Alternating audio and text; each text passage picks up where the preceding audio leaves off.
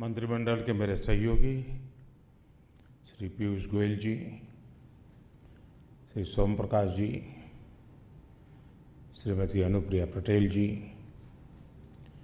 Industry और export से जुड़े सभी साथी, अन्य महानुभाव, देवी और सज्जनों, नए भारत में सिटीजन सेंट्रिक गवर्नेंस के जिस सफर पर देश बीते 8 वर्षों से चल रहा है, आज उस दिशा में एक और महत्वपूर्ण कदम उठाया गया है। देश को आज नया और आधुनिक वाणिज्य भवन और साथ ही निर्यात पोर्टल,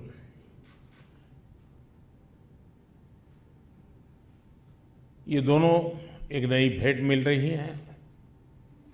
इन दोनों में से एक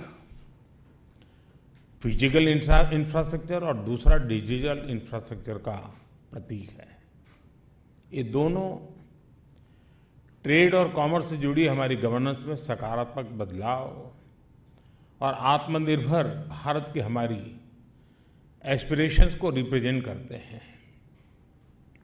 आप सभी को ट्रेड और कॉमर्स से जुड़ी, एक्सपोर्ट से जुड़ी पूरी कम्युनिटी को और विशेष रूप से हमारे एमएसएमईज को भी आज के इस अवसर पर बहुत बहुत बधाई देता हूं।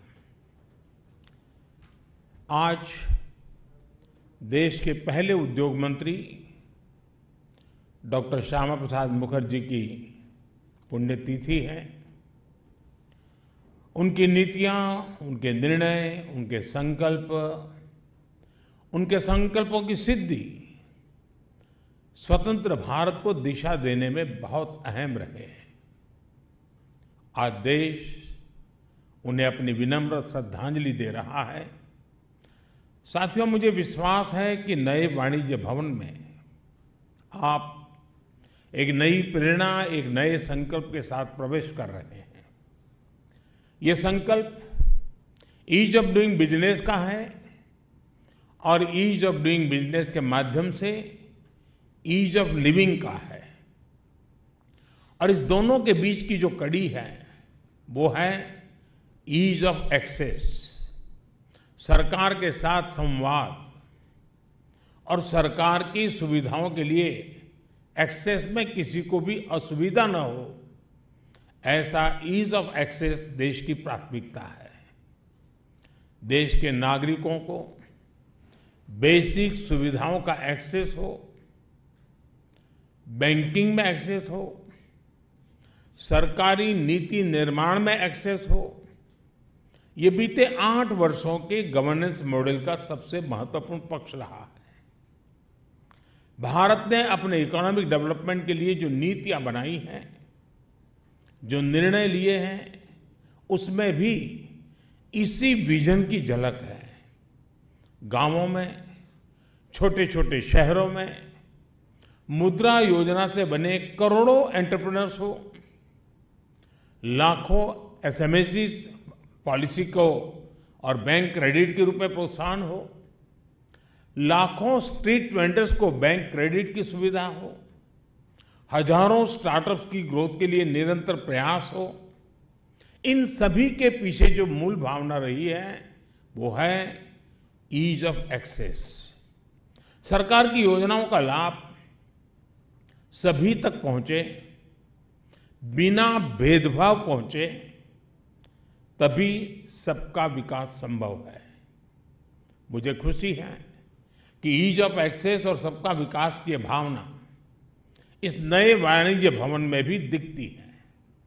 साथियों, आप सभी लोगों में एक टर्म बड़ा प्रचलित है, एसओपी, यानी स्टैंडर्ड ऑपरेटिंग प्रोसीड्यूर्स, यानी काम करने का एक तय तरीका।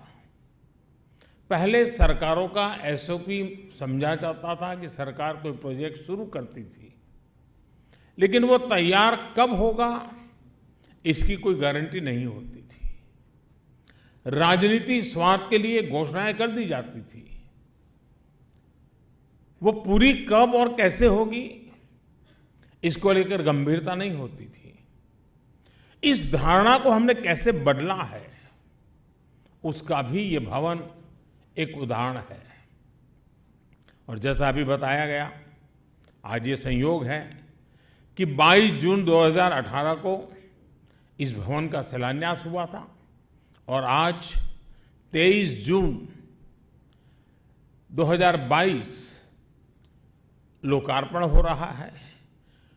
इस बीच में कोरोना के कारण अनेक अड़चनें भी आई, लेकिन इन सबके बावजूद भी जो संकल्प लिया था वो आज सिद्धि के रूप में हमारे सामने प्रस्तुत है। यानी ये नए भारत का नया एसओपी है, जिसका शिलान्यास होगा उसी दिन उसके उद्घाटन की टाइमलाइन पर ईमानदारी से काम शुरू हो जाता है। यहां दिल्ली में ही बीते सालों में ऐसे अनेक उदाहरण आपको मिलेंगे। अभी कुछ दिन पहले मुझे प्रगति मैदान के पास इंटीग्रेटेड ट्रांजिट कॉरिडोर के लोकार्पण का अवसर मिला है। सरकार के प्रोजेक्ट्स बरसों तक लटके नहीं, समय पर पूरे हों, सरकार की योजनाएं अपने लक्ष्यों तक पहुंचे, तभी देश के टैक्स पेयर का सम्मान है। और अब तो पीएम गति शक्ति नेशनल मास्टर प्लान के रूप में हमारे पास एक आधुनिक प्लेटफॉर्म भी है। नए भारत की आकांक्षाओं को ध्यान में रखते हुए इस नए वाणिज्य भवन को भी हर संबंधित क्षेत्र में देश को गति शक्ति देनी है। साथियों, शिलान्यास से लेकर के लोकार्पण तक वाणिज्य भवन इस कालखंड में कॉमर्स के क्षेत्र में हमारी उपलब्धियों का भी सिंबल है। मुझे याद है, शिलान्यास के समय मैंने इनोवेशन और ग्लोबल इनोवेशन इंडेक्स के सुधार की जरूरत पर बल दिया था। आज हम ग्लोबल इनोवेशन इंडेक्स में 46 स्थान पर हैं और लगातार सुधार कर रहे हैं। पहले बहुत पीछे थे। शिलान्यास के दिन हमने ईज ऑफ डूइंग बिजनेस में सुधार की जरूरत को लेकर चर्चा की थी। आज जब इस बिल्डिंग का, इस भवन का लोकार्पण हो रहा है, तब तक 32,000 से अधिक अनावश्यक कंप्लायंसेस को हटाया जा चुका है। 32,000, कैन यू इमेजिन? शिलान्यास के समय जीएसटी लागू हुए कुछ ही महीने बीते थे। हर प्रकार की शंकाएं, आशंकाएं जोरों पर थी। आज हर महीने 1 लाख करोड़ रुपए जीएसटी कलेक्शन सामान्य बात हो गई है। वाणिज्य भवन के शिलान्यास के समय हमने जेम पोर्टल पर करीब 9,000 करोड़ रुपए के ऑर्डर की चर्चा की थी। आज इस पोर्टल पर हमारे 45 लाख छोटे उद्यमी रजिस्टर हैं और जेम पर 2.25 लाख करोड़ रुपए से अधिक का ऑर्डर दिया जा चुका है। साथियों, तब मैंने बताया था कि 2014 के बाद मोबाइल मैन्युफैक्चरिंग यूनिट्स कैसे 2 से बढ़कर 120 हुई। आज ये संख्या 200 से अधिक है और हम इंपोर्टर से आगे निकलते हुए दुनिया के बड़े मोबाइल फोन एक्सपोर्टर्स के रूप में आज हम एक शक्ति बनकर उभरे। 4 साल पहले भारत में 500 से भी कम रजिस्टर्ड फिनटेक स्टार्टअप थे। आज इनकी संख्या करीब करीब 2,300 से पार कर चुकी है। तब हर वर्ष हम 8,000 स्टार्टअप्स रिकॉग्नाइज करते थे। आज ये संख्या 15,000 से ऊपर जा रही है। लक्ष्य तय करके ईमानदार प्रयासों से 100 साल की वैश्विक महामारी के बावजूद हमने इतना कुछ हासिल किया है। साथियों, संकल्प से सिद्धि की जो सोच आज नए भारत में बनी है, उसका बेहतरीन उदाहरण हमारा एक्सपोर्ट इकोसिस्टम भी है।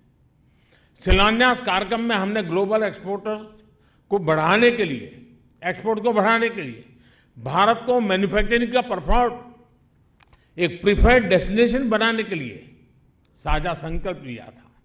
पिछले साल ऐतिहासिक ग्लोबल डिसरप्शन के बावजूद सारे सप्लाई चेन तहस नहस हो गए। उसके बावजूद भारत ने $670 बिलियन यानी कि 50 लाख करोड़ रुपए का टोटल एक्सपोर्ट किया। आप भी जानते हैं ये आंकड़ा कितना अभूतपूर्व है। पिछले साल देश ने तय किया था कि हर चुनौती के बावजूद 400 बिलियन डॉलर यानी 30 लाख डॉलर रुपए के मर्केंडाइज्ड एक्सपोर्ट का पड़ाव पार करना है, लेकिन हमने इसको भी पार करते हुए 418 बिलियन डॉलर यानी 31 लाख करोड़ रुपए के एक्सपोर्ट का रिकॉर्ड बना दिया। साथियों, बीते सालों की इसी सफलता से उत्साहित होकर हमने अब एक्सपोर्ट के लक्ष्य भी बढ़ा दिए हैं। उनकी प्राप्ति के लिए अपने प्रयास भी दोगुने किए हैं। ये जो नए टारगेट्स हैं उन्हें प्राप्त करने के लिए सभी का कलेक्टिव एफर्ट्स बहुत आवश्यक है। यहां इंडस्ट्री, एक्सपोर्टर्स और एक्सपोर्ट प्रमोशन काउंसिल के सदस्य भी मौजूद हैं। मेरा आपसे भी आग्रह है कि आप अपने स्तर पर भी एक्सपोर्ट के शॉर्ट टर्म ही नहीं बल्कि लॉन्ग टर्म टारगेट सेट करें। टारगेट ही नहीं बल्कि वहां पहुंचने का रास्ता क्या हो, सरकार कैसे मदद कर सकती है, इस पर भी हम मिलकर के काम करें, ये बहुत आवश्यक है। साथियों, national import export yearly analysis of trade यानी निर्यात प्लेटफॉर्म इसी दिशा में उठाया गया एक कदम है। इसमें एक्सपोर्टर्स, सरकार के अलग अलग डिपार्टमेंट्स, राज्य सरकारें, सभी स्टेक होल्डर्स के लिए जरूरी रियल टाइम डेटा तक सभी की पहुंच होगी। इससे कई साइलोस को तोड़ने में मदद मिलेगी और जो हमारी इंडस्ट्री है, हमारे निर्यातक हैं, उनको जरूरी फैसले लेने में मदद मिलेगी। इस पोर्टल से दुनिया के 200 से अधिक देशों में निर्यात होने वाले 30 से अधिक कमोडिटी ग्रुप से जुड़ी जरूरी जानकारी आप सबको उपलब्ध होगी। इस पर आने वाले समय में जिलावार एक्सपोर्ट से जुड़ी जानकारियां भी मिलेगी और वन डिस्ट्रिक्ट वन प्रोडक्ट का जो मिशन मोड में काम हो रहा है वो अल्टीमेटली यहां भी जुड़ने वाला है। इससे जिलों को एक्सपोर्ट के अहम सेंटर बनाने के प्रयासों को भी बल मिलेगा। मुझे विश्वास है कि पोर्टल देश के राज्यों में एक्सपोर्ट के क्षेत्र में स्वस्थ स्पर्धा को प्रमोट करने में भी मदद करेगा। हम राज्यों के बीच में एक हेल्दी कंपटीशन चाहते हैं। कौन राज्य कितना ज्यादा एक्सपोर्ट करता है, कितने ज्यादा डेस्टिनेशन को कवर करता है, कितनी ज्यादा विविधताओं को एक्सपोर्ट करता है। साथियों, अलग अलग देशों की विकास यात्रा का अध्ययन करें तो ये बात कॉमन दिखती है कि उन देशों की प्रगति तभी हुई जब उनका एक्सपोर्ट बढ़ा। यानी विकासशील देश से विकसित देश बनने में एक्सपोर्ट की बहुत बड़ी भूमिका होती है। इससे रोजगार के भी अवसर बढ़ते हैं, स्वरोजगार के भी अवसर बढ़ते हैं। पिछले 8 वर्षों में भारत भी अपना एक्सपोर्ट लगातार बढ़ा रहा है, एक्सपोर्ट से जुड़े लक्ष्यों को प्राप्त कर रहा है। एक्सपोर्ट बढ़ाने के लिए बेहतर पॉलिसीज हो, प्रोसेस को आसान करना हो, प्रोडक्ट्स को नए बाजार में ले जाना हो, इन सब ने इसमें बहुत मदद की है। और अब हम लॉजिस्टिक सपोर्ट पर भी उतना ही फोकस कर रहे हैं ताकि हमारे एक्सपोर्टर्स को हर काम कॉस्ट इफेक्टिव बने। आप भी जानते हैं कि पीएलआई स्कीम कैसे मैन्युफैक्चरिंग बढ़ाने में मदद कर रही है। हमारे एक्सपोर्ट साथियों के फीडबैक के आधार पर जो नीतिगत बदलाव हुए हैं उनसे भी बहुत सहायता हुई है। आज सरकार का हर मंत्रालय, हर विभाग whole of the government approach के साथ एक्सपोर्ट बढ़ाने की प्राथमिकता दे रहा है। एमएसएमई मंत्रालय हो या फिर विदेश मंत्रालय, कृषि हो या कॉमर्स, सभी एक साझा लक्ष्य के लिए साझा प्रयास कर रहे हैं। हम देख रहे हैं कि हमारे एक्सपोर्ट में बहुत बड़ी संख्या इंजीनियरिंग गुड्स की होती है। इसका एक्सपोर्ट बढ़ाने में विशेषकर एमएसएमई सेक्टर की अहम भूमिका रही है। हम ये भी देख रहे हैं कि कैसे देश के नए नए क्षेत्रों से एक्सपोर्ट बढ़ रहा है। कितने ही एस्पिरेशनल डिस्ट्रिक्ट से भी अब निर्यात कई गुना बढ़ गया है। कॉटन और हैंडलूम प्रोडक्ट का एक्सपोर्ट 55% तक बढ़ना ये दिखाता है कि ग्रास रूट लेवल पर किस तरह काम हो रहा है। सरकार वोकल फॉर लोकल अभियान, वन डिस्ट्रिक्ट वन प्रोडक्ट योजना के जरिए जो स्थानीय उत्पादों पर बल दे रही है, उसने भी एक्सपोर्ट बढ़ाने में मदद की है। अब दुनिया के नए नए देशों में, नए नए डेस्टिनेशन में हमारे अनेक प्रोडक्ट्स पहली बार निर्यात किए जा रहे हैं। अब हमारा लोकल सही अर्थ में ग्लोबल बनने की दिशा में तेज गति से आगे बढ़ रहा है। अब देखिए, सीताभोग मिठाई और नारकेल नारू यानी नारियल और गुड़ से बने लड्डू का पहला कंसाइनमेंट बहरीन एक्सपोर्ट किया गया है।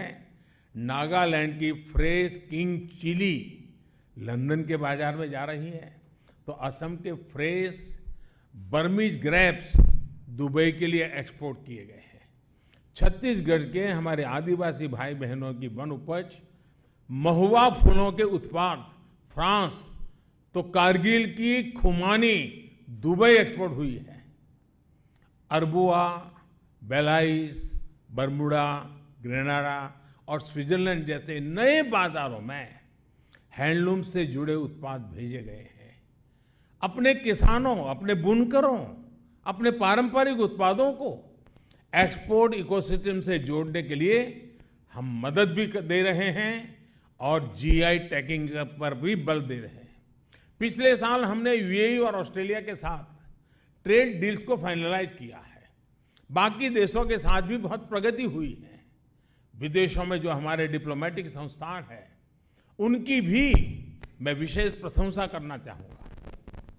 बहुत ही चुनौतीपूर्ण माहौल को जिस प्रकार वो भारत के लिए अवसरों में बदलने का काम कर रहे हैं, हमारे सारे मिशंस इसके लिए अभिनंदन के अधिकारी हैं। उनके कार्य की सराहना जितनी करें उतनी कम है।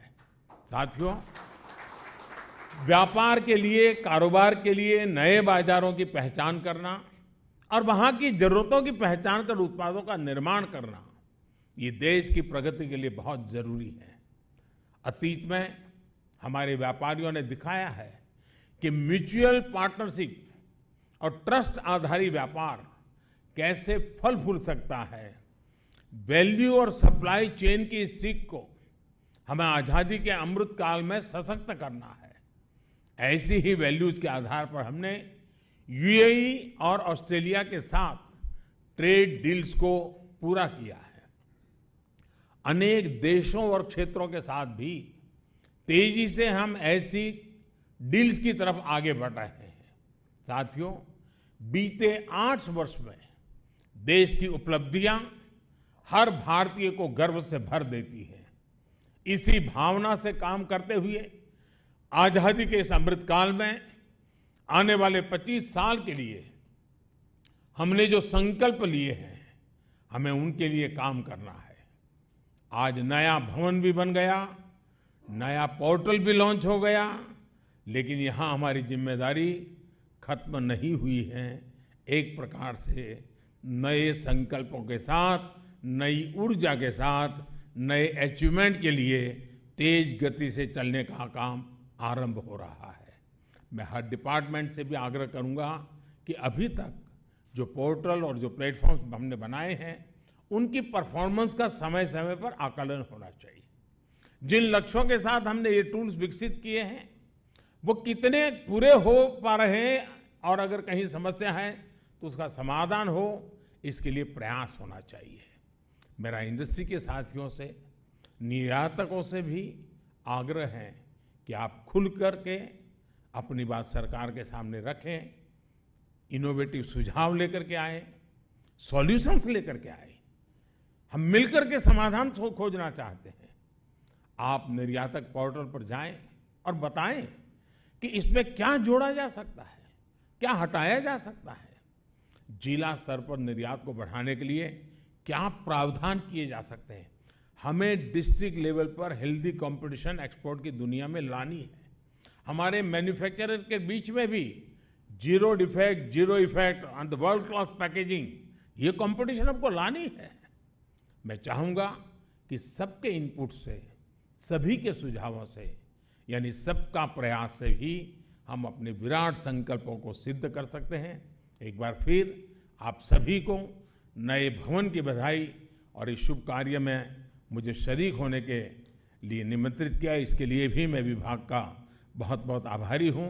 बहुत बहुत धन्यवाद, बहुत बहुत शुभकामनाएं।